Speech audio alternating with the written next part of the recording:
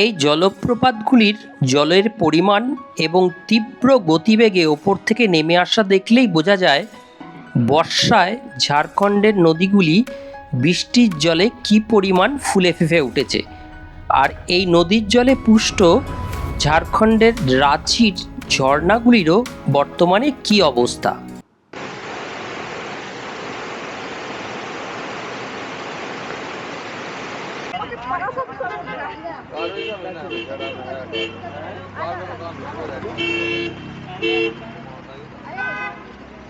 বন্ধুরা, বর্ষায় এই ফুলে ফেঁপে ওঠা রাঁচির আশেপাশের সমস্ত জলপ্রপাতগুলির সৌন্দর্য লুটেপুটে দেখব বলে আমরা স্টার্ট দিলাম বালি থেকে আমাদের রাঁচি ভ্রমণ। তবে এ যাত্রায় ট্রেনে নয়, বালি থেকে বা কলকাতা থেকে আমরা ঝাড়খণ্ডের রাঁচি গেছিলাম আমাদের নিজেদের গাড়িতেই। তাই এই পথে শুধু আমরা জার্নি দেখাবো না, আপনাদের দেখাবো কোন রুট দিয়ে আমরা গেলাম, কোথায় কত টোল দিলাম, বর্তমানে কলকাতা থেকে রাঁচির ন্যাশনাল হাইওয়ের বা স্টেট হাইওয়েগুলোর অবস্থা কীরকম, কোথায় ব্রেক নিলাম, রাস্তার কন্ডিশন এবং শেষ অবধি রাঁচি পৌঁছতে আমাদের কত সময় লাগলো। তাই ভিডিওটা শেষ পর্যন্ত দেখুন। শেষের দিকে বলবো আবারও এই রুটে গেলে আমি কি পরিবর্তন করতে চাইব।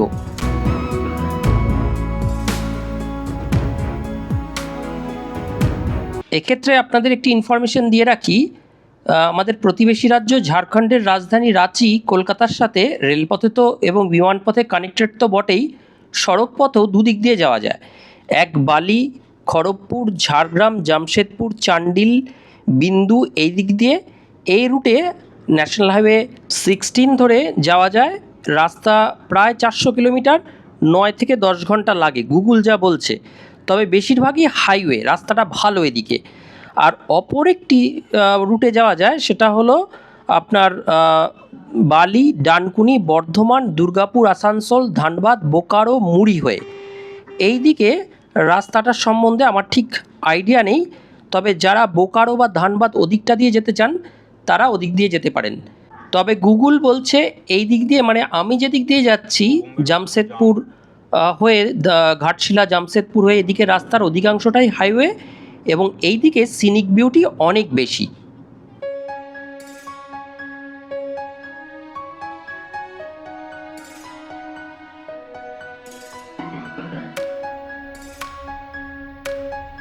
মানে আমাদের আজকের জার্নি, আমাদের সামনে রয়েছে কলকাতা থেকে রাঁচির 400 কিলোমিটার পথ বাই রোড আমাদের পাড়ি দিতে হবে। আমাদের বাড়ি থেকে স্টার্ট দিয়ে কিছুক্ষণের মধ্যে আমরা ন্যাশনাল হাইওয়ে 16 ধরে এসে 40 মিনিটের মাথায় এসে পৌঁছালাম আমাদের এই যাত্রাপথের প্রথম টোল ট্যাক্স জলধুলাগড়ি টোল ট্যাক্সে। এখানে টোল 135 টাকা। রাত্রিবেলা বিপুল জ্যাম হয়ে যায়, অনেক লরি। লং ড্রাইভের ক্ষেত্রে আমি একটা জিনিস প্রেফার করি, যত সকাল সকাল আপনি গাড়ি নিয়ে বেরোতে পারবেন তত তাড়াতাড়ি আপনি গন্তব্যে পৌঁছাতে পারবেন এবং সেটাই ভালো, কারণ সেখানে গিয়ে আপনার হোটেল টোটেল খোঁজার ব্যাপার আছে। এ যাত্রাতেও আমাদের ফ্যামিলির সাথে আমাদের প্রিয় গাড়ি এবং আমাদের বিশ্বস্ত সারথি আমার ড্রাইভার রঞ্জিত দা, তার ভরসায় তো এত দূর যাওয়া। জলধুলাগড়ি টোল ট্যাক্স পার হতেই রাস্তা ক্রমশ ফাঁকা হতে লাগলো। কলকাতার ব্যস্ত জনজীবন পেরিয়ে সামনে শুধুই ন্যাশনাল হাইওয়ে। গাড়ির স্পিডোমিটারের কাঁটা 100 কিলোমিটার প্রতি ঘন্টা ছুঁয়েছে। রাস্তা মাখনের মতো স্মুথ, কোথাও কোনো বাম্পার বা জটলা কিছু নেই। আপনি গাড়িতে যেতে যেতে সুন্দরভাবে খবরের কাগজও পড়তে পারেন বা কোনো মোবাইলে মুভিও দেখতে দেখতে যেতে পারেন। বৃষ্টি হওয়ায় চতুর্দিকের গাছগাছালি যেন সবুজে সবুজ, আর খুব দেখতেও গাড়ির ভেতর থেকে চারপাশের আকাশ এবং প্রকৃতি অসম্ভব সুন্দর লাগছে।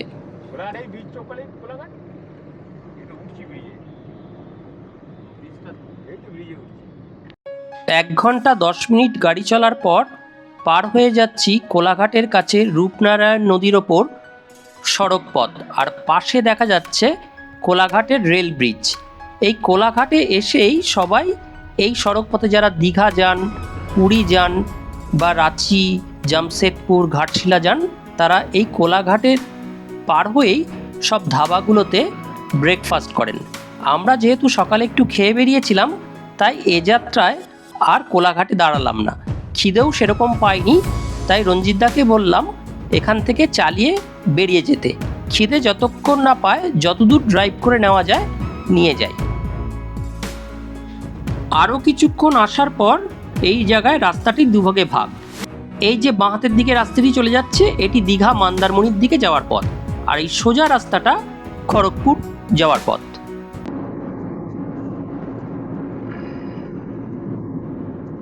এখন অবধি যতটা পথ এসছি, রাস্তা ভীষণ স্মুথ। 6 লেন ন্যাশনাল হাইওয়ে 16, বেশ জোরেই গাড়ি চলছে। তবে মাঝে মাঝে ট্রাফিক পুলিশের কতগুলো ব্যারিকেড ভীষণ বিভ্রান্তিকর এবং বিব্রতকর। মাঝে মাঝেই গাড়ির স্পিড এজন্য কমাতে হচ্ছে। গাড়ি খুব জোরেই চলছে, দুদিকে ফাঁকা রাস্তা এবং সুন্দর দৃশ্যপট। দেখতে দেখতে কখন যে 2 ঘন্টা কেটে গেছে ধারণাই করতে পারিনি।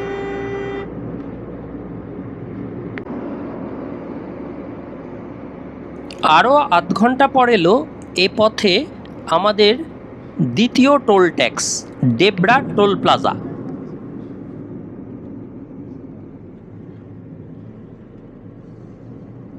এখানে টোল কাটলো ছোট লাইট মোটর ভেহিকেল 80 রুপিস।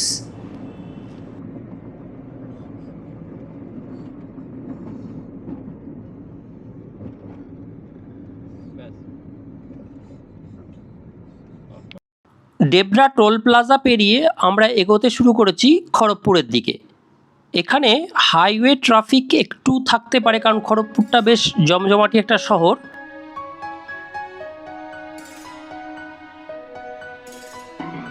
আমার সারথি রঞ্জিত দা বেশ দক্ষতার সাথে ভালো ড্রাইভ করে। আননেসেসারি ওভারটেকিং বা খুব র্যাশ ড্রাইভিং করা, এগুলো যেন ওর ধাতেই নেই। কারণ আমি এবং আমার রঞ্জিত দা এটা মনে করি যে লং ট্রিপে বা রোড ট্রিপে একমাত্র গোল হচ্ছে সেফ জার্নি করে জায়গাটায় পৌঁছানো। দ্রুত পৌঁছাতে গিয়ে কোনো আননেসেসারি কিছু যেন না হয়, এটাই আমাদের একমাত্র লক্ষ্য।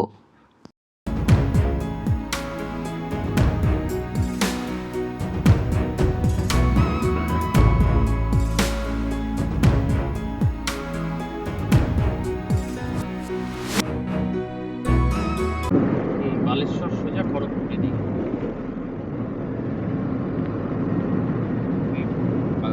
অনেক আমরা ঘুরেছিলাম এইখানটাই সেখানে বালেশ্বর যাওয়ার সময় তুলে দিয়েছিল। তো এইটাই এই দিকে রাস্তা, ঝাড়খণ্ড যেতে গেলে এটা দিয়ে যেতে হবে।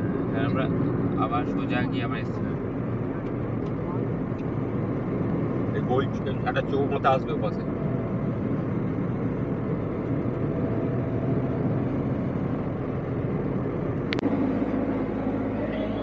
সম্বলপুর, ওই নাগপুরের রাস্তা ধরতে হবে।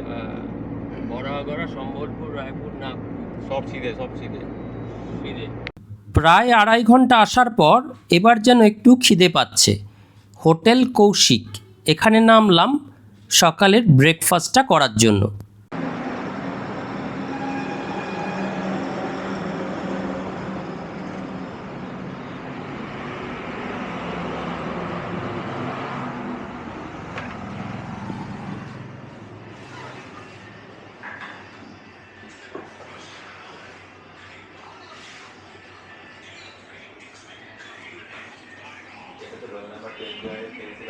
কচুরি তরকারি দিয়ে ব্রেকফাস্ট করে আবার পটাপট উঠে গেলাম গাড়িতে, কারণ সামনে অনেকটা পথ যেতে হবে, তাই সময় নষ্ট করা একদম চলবে না।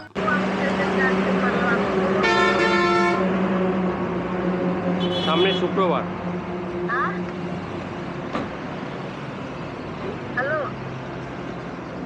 বর্ষাকাল হয়, ক্ষণে রোদ ক্ষণে বৃষ্টি। যখন ব্রেকফাস্ট করছিলাম রৌদ্রোজ্জ্বল ছিল, গাড়িতে উঠে স্টার্ট দিতেই আবার আকাশ কালো করে এলো। চারদিকে ভিজিবিলিটিও অনেকটা কমে গেছে। এর মধ্যেই গাড়ি 100 কিলোমিটার বেগে ছুটে চলেছে রাঁচির পথে। আর এবার বোধহয় কিছুক্ষণের মধ্যেই বৃষ্টিও আরম্ভ হতে পারে। বেশ খানিকটা পথ বৃষ্টির মধ্যে দিয়ে আসার পর আবার রৌদ্রোজ্জ্বল দিন। প্রায় পৌঁছে গেলাম খেমাশুলি। এরপরেই খেমাশুলি ও লোদাশুলির জঙ্গল আরম্ভ হলো।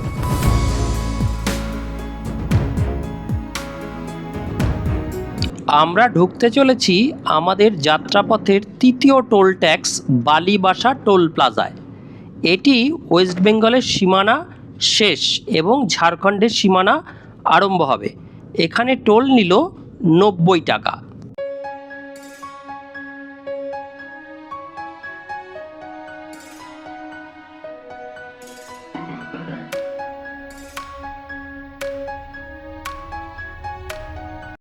ঝাড়খণ্ডে ঢুকেই মনটা যেন একটু চা চা করছিল।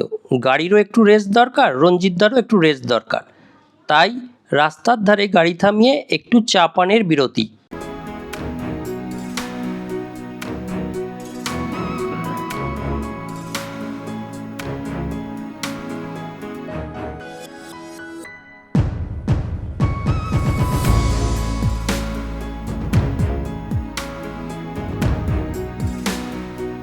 ঝাড়খণ্ডে ঢুকতেই বৃষ্টির তোড় যেন আরও একটু বাড়ল এবং চারদিকে শুধু সবুজ আর সবুজ। দৃশ্যপট যেন বেঙ্গলের থেকে আরও একটু চেঞ্জ হয়ে গেল। রাস্তা যেন আরও একটু বেশি ফাঁকা। ঘটশিলা এই রাতি ডাকিয়েছে, এটা শোনা ভালো করে তোলে একটু বড় বড় করে। সেখান থেকে রাঁচি এখনো 206 কিলোমিটার, আর জামশেদপুর 208, ঘাটশিলা 45, জামশেদপুর 85।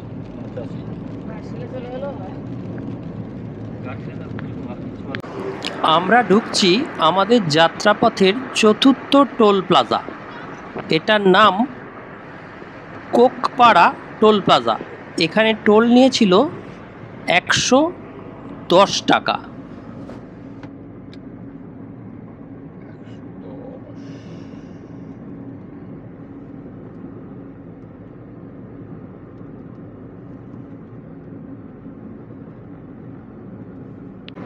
আজ সারাদিনই পুরো রাস্তা জুড়ে বৃষ্টি পেয়েছি। কখনো মেঘ, কখনো রৌদ্র, কখনো বৃষ্টি। মাঝে মাঝে ভিজিবিলিটি ভীষণ কমে যাচ্ছে। গাড়ি হ্যাজার্ড লাইট জ্বেলে তবেই চালাতে হচ্ছে। কোকপাড়া টোল প্লাজা পেরিয়ে আবার খানিকটা বৃষ্টির বিরতি, কিন্তু পুরো আকাশ জুড়ে ঘন কালো মেঘের আনাগোনা।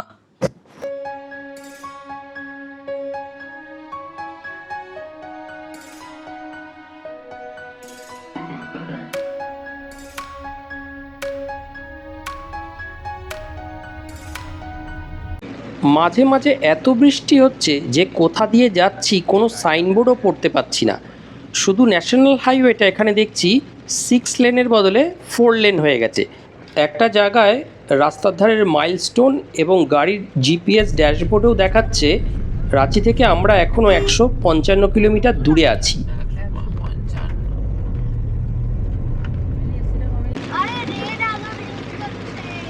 আমাদের গন্তব্য আসতে এখনও অনেক দেরি, আর তার মধ্যেই আমাদের গাড়ির সবচেয়ে ছোট সদস্য আমাদের ভুটু একটু একটু করে আস্তে আস্তে অস্থির হয়ে উঠছে।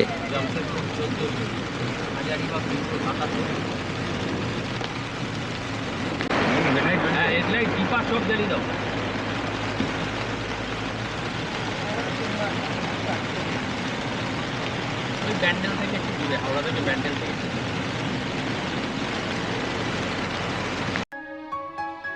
প্রবল বৃষ্টির মধ্যেই আমরা জামশেদপুর পৌঁছালাম।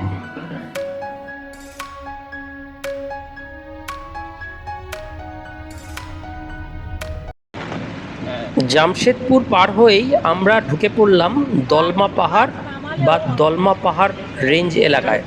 দুই ধারে পাহাড়, মাঝখান দিয়ে রাস্তা, আর এখানেই আছে বিখ্যাত দলমা ওয়াইল্ড লাইফ স্যাংচুয়ারি। বালি থেকে যাত্রা করে আমরা প্রথমে ন্যাশনাল হাইওয়ে 16, তারপরে ন্যাশনাল হাইওয়ে 18, আর এখন চলেছি ন্যাশনাল হাইওয়ে 33 ধরে।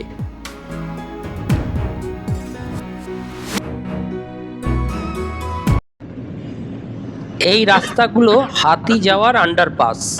রাস্তার দুধারে ব্যারিকেড দেওয়া এবং বেশ উঁচু ব্যারিকেড, এবং বারবার সতর্কবার্তা লেখা, ধীরে চালান, এগুলো হাতি যাওয়ার আন্ডারপাস।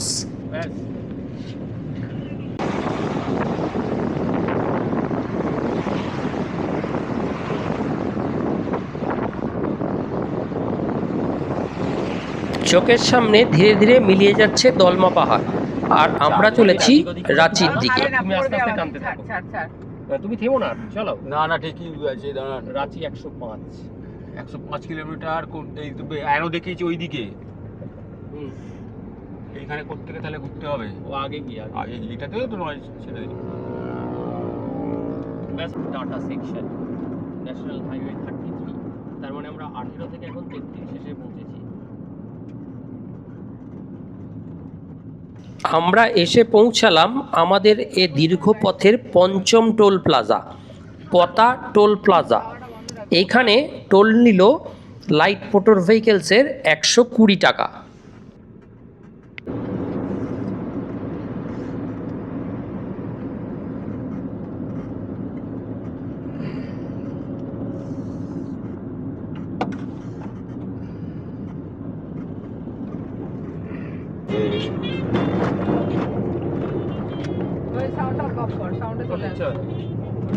এটা কি সুবর্ণরেখা? সুবর্ণ তো জলই নাই। ভর্তি জল। জল আছে কিন্তু কিছু ছবি আছে। জানলা খুলে দে।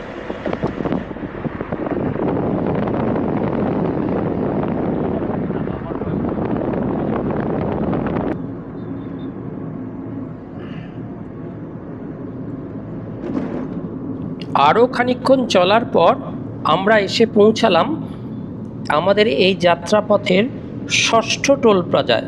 6 নম্বর টোল প্লাজার নাম হচ্ছে পুন্ড্যাক টোল প্লাজা।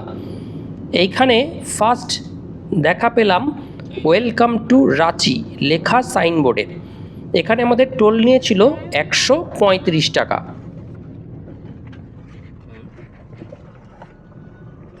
এই টোল প্লাজা থেকে রাঁচির দূরত্ব আর মাত্র 33 কিলোমিটার মতো।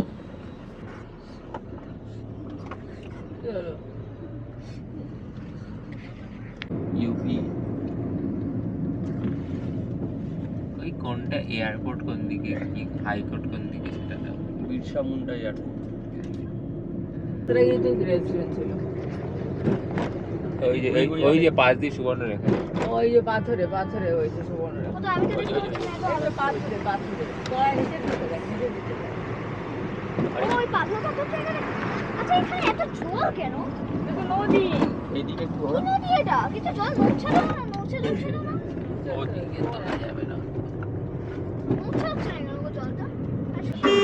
বাইরেই থাকতে হবে। স্টেশন থেকে বাইরে। অবশেষে আমরা আস্তে আস্তে রাঁচি শহরে ঢুকছি। শহরে ঢুকতেই শহরের সেই চেনা ভিড় আরম্ভ হলো। বাবা সিংটা দেখবি মশা তো যা দেখছি এখন শহরের নটা 9:30 10টা বেলে দেখে কাজ নেই। এক একটা জায়গায় পৌঁছাতে লাগবে মিনিমাম 1 থেকে 1.5 ঘন্টা। আর 4টের পর আর কোনো ফাংশন নেই ওখানে। হাঁপাতে হাঁপাতে নামবে আর হাঁপাতে হাঁপাতে উঠবে। মানে নেমে যাবে।